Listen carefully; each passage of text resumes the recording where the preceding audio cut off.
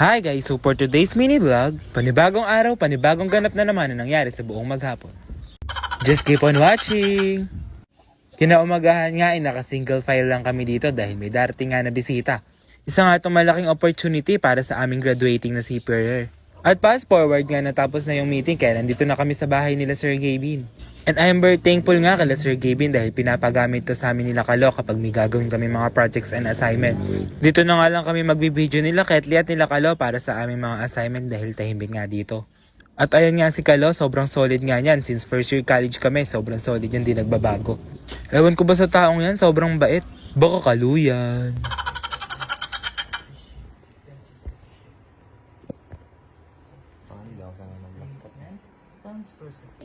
Seawater at a drop of 6 meters. Pioneer drop and in freshwater. Oh, that's it. Nice. So therefore, At habang inihiram ni Ketli yung aking laptop dahil ako nga lang yung nakapagdala ng laptop sa amin tatlo, nagsuot na ako ng uniform para mag-video. At dahil bukas na nga yung passing nito, nirarush na nga namin dahil hindi namin maisingit yung pagbibideo dahil sobrang daming ginagawa sa school. Nagpunta nga lang kami dito sa bilihan ng mga merienda. At buti nga meron ditong kikiam at fishbowl at fries. Dahil eto yung lagi kong binibili sa aming school. Nagtitipid din talaga kami guys dahil sobrang daming bayarin sa aming school.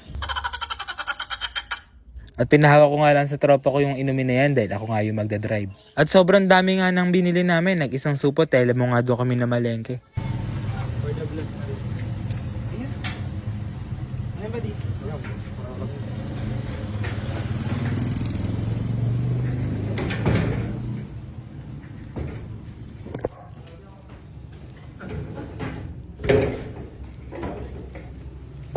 At ito nga yung mga binili namin, kikiam, fishball, tokwa, saka mga toge. Sobrang murang at solid nga lang yung mga tinda doon sa gawing Wesleyan nga lang pala yun. Ketli.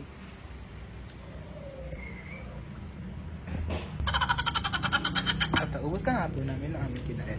At patungan nga po namin yung laptop ko. At napakaangas nga ng mga yan, ginawang patungan ng pagkain yung laptop ko. Baka kahit di kaluyan. At fast forward nga, tinawagan ako ni Ate Peng na dumaan ako dito sa bilihan ng mga manok. At sa gawin nga lang to ng all home, sobrang solid nga ng sauce nila dito sa kalitsong manok. At fast forward nga, schedule ng aso namin, pinabet namin. Para healthy at malusog ang aming aso. Year and 4 months. Hindi ba? Ito. Pakikuan mo siya. Ano, tapos yung matamig.